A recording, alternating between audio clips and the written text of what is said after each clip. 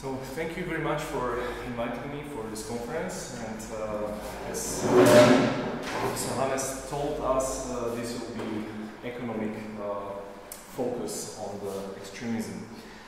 So my topic and my name of the presentation and my paper is Decentralized Finance, Exemption from the Debt-Based Monetary System with a question mark. And I would like to focus your attention on extremism. Social sciences and especially economics is very complicated because the actions that humans take, we don't see immediate consequences, and it's a series of cause and effect events. So this is a short overview. Why do we need to focus on this topic? So we will hear comparison of the traditional finance, the traditional finance what we have right now. This is debt-based monetary system compared to newly being created decentralized finance. And I will try to focus your attention on how the traditional finance and debt-based monetary system, what disorders has, and how they lead and how they might lead to extremism. So probably from your own experience you can prove that major problem of the fiat currencies, euros, dollars, the money that we use, is that they don't store the value. So they lose the value, they lose the purchasing power, and that leads to consequences. And debt-based system depends on the sentiment, depends on the economic sentiment. So modern money that we use now are being created on the sentiment and are being created as a debt. So every time you are going to be indebted, you take a loan from the bank, you increase and inflate the money supply. And this is good in the good economic times, but it's very bad in poor economic times. And further disorders and problems are capital controls and the exclusion to financial services. So we have hundreds of million people which are unbanked, which are not accessed, which have no access to from various reasons to the financial products. And we will compare possible solution, how decentralized finance, how cryptocurrencies, other digital assets, and the whole environment could solve this problem in the future. So my objective is to first characterize this traditional financial system, debt-based monetary system, and explain as a cause and effect how it's making disorders and how it's making exclusion and creates different problems. And the second part of the objective is how decentralized finance could be the solution of these problems. So very briefly, the methodology of my work, I stand for praxeological approach of the Austrian economic school, which is best described by Mises, Ulrich von Mises, and it comes from the a priori knowledge, from the axioms which are supported by deductive logic. So we are not relying on the empirical evidence, we are not relying on the experience as other part of the economic science is doing so. So let's start with the literature overview, and we need to define what actually money is. So money, in very broad definition, is a social institution. Social institution like language, like culture, like law. And money enables us to cooperate and exchange information, and the prices are actually informative of these exchanges. And according to Menger, the money are unintended result of human effort. So it's not human designed, but it's unintended result of human effort. That means it evolved as billions of transactions of the people who transacted with specific commodity. Typically in the history was gold, silver and other commodities.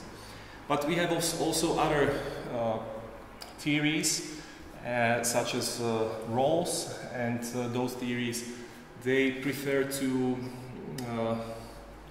introduce and show human design money, human design type of money.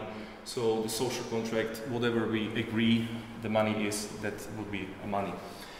So there are three basic functions that we need to take care and remind. The first and foremost, most important, is the store of value. That money transcends or retains value over time. So the better retains value over time, long time period, the better fulfills this function. And after fulfills this function, it can become a medium of exchange.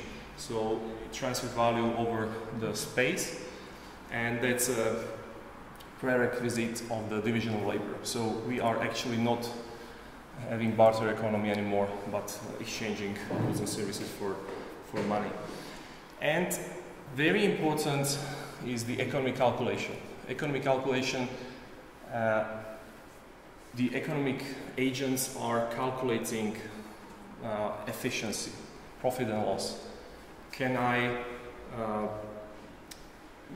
sustainably manage my finances? As a company, proposed project, is it efficient? So, and we are calculating with the money prices. And from the history, we had the commodity money.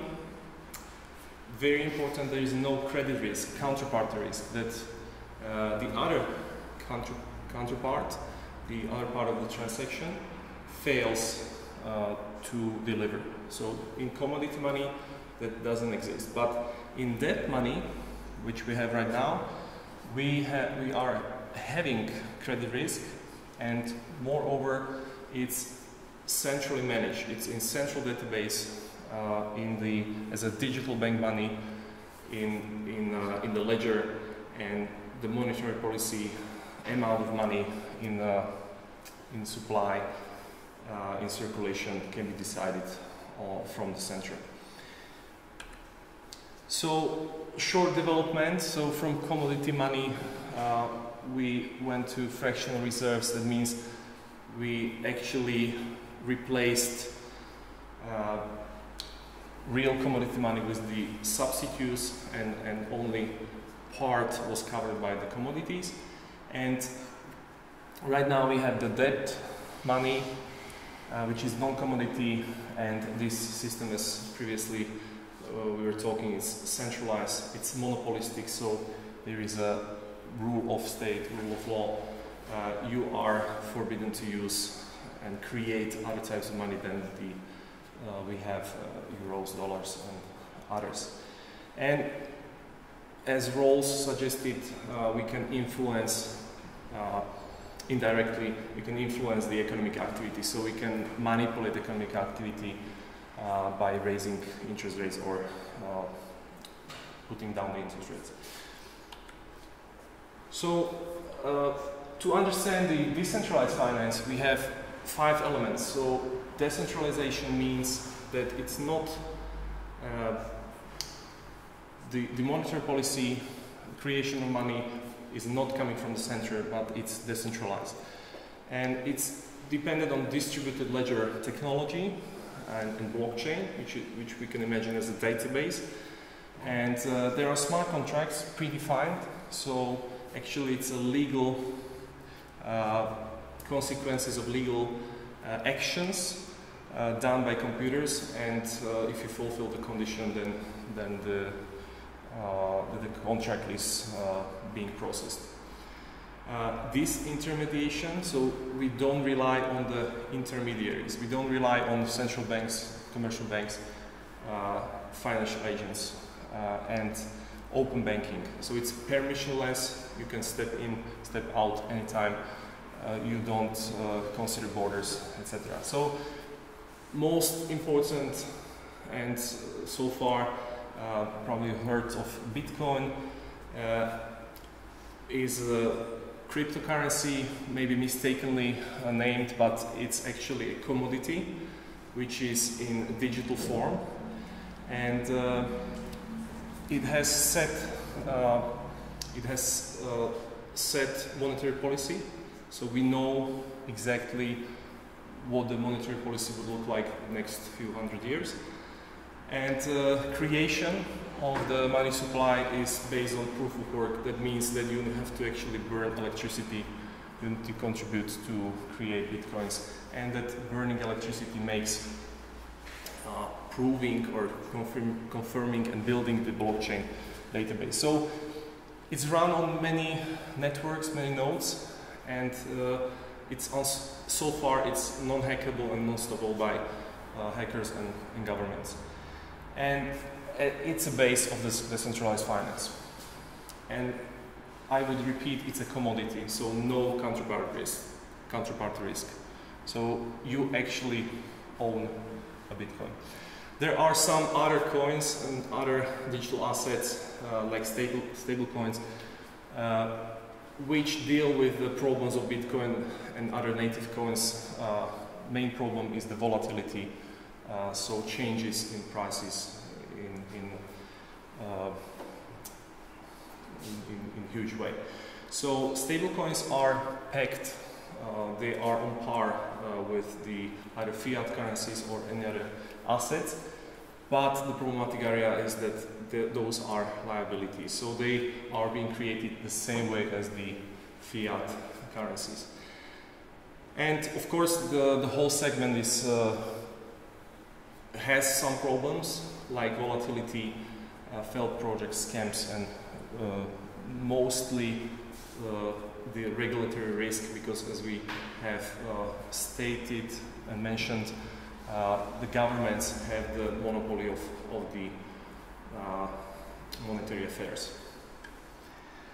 So let's focus now on the consequences of the debt-based monetary system. So as we have said, the authorities, typically central banks, have the right to manipulate, have the right to decide what would be the monetary supply, how many coins, how many dollars would be circulating.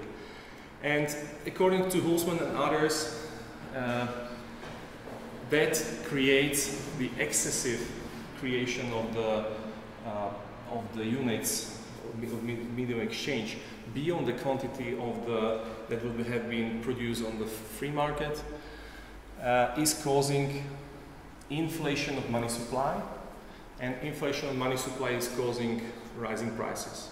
So we all live now in have empirical evidence in the stores, and that's the consequence, or the consequence of these inflationary forces. They are causing other problems. So result of the inflation is the calculation chaos. So companies, households, governments are misled by prices which are manipulated. So all economic subjects rely on the interest rates and calculate. And they are having and introducing new and new projects which are not profitable. So there is a chaos in calculation. So Rothbard points out the chaos on the business level. So the companies unexpectedly have to change their plans, and they calculate that the project is profitable, and actually it's not. And Mises even goes further, and he argued in 1920, 3 years after the Bolshevik Revolution in Russia, he was pointing out that the socialist economy, which is also problematic, cannot be a sustainable project.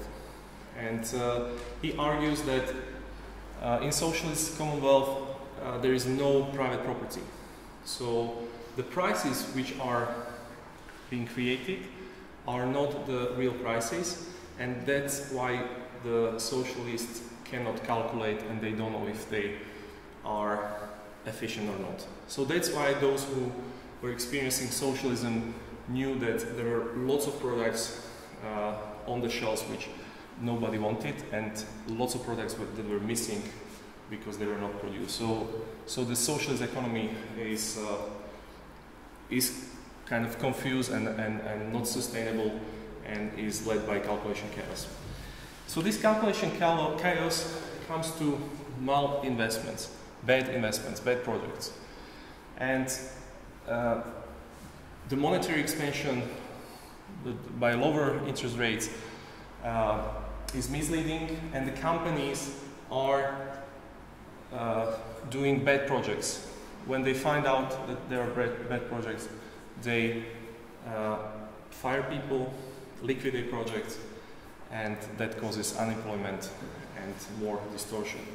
So, and finally we come to extremism. So if we consider inflation and the consequences of inflation, that your purchase power is declining, of your salary, real wages are declining, and there is unemployment, that might lead to social unrest, and that might cause civil unrest and extreme reactions. So there are many papers, but Hill pointed on the Weimar Republic, hyperinflation, all distortions, and as a result of these things we are talking about, and also some authors point out on the Arab Spring. So this is the current system, and our second research question is if the decentralized finance can cope with these problems. So decentralized finance, as I mentioned, it's open access and it's permissionless. So anybody can join, and moreover, it offers reduced costs. So it's a market-based products and environment which has to compete with the price. So it provides a reduced cost to traditional debt-based monetary system and banks and insurance companies, and so it's more affordable, and that's more inclusive, and possibly with cost reduction, better productivity, lots of unbanked people can join the financial services. And we might see that the digital assets like Bitcoin or stablecoins might redefine the functions of money. So now we have the, let's say, euros and dollars, which serve all three functions, but in decentralized finance we can have Bitcoin as a store of value, maybe stablecoins based on the US dollar in some jurisdictions like Venezuela or Turkey or places with high inflation can serve as a store of value, and definitely stablecoins as a medium of exchange for transactions.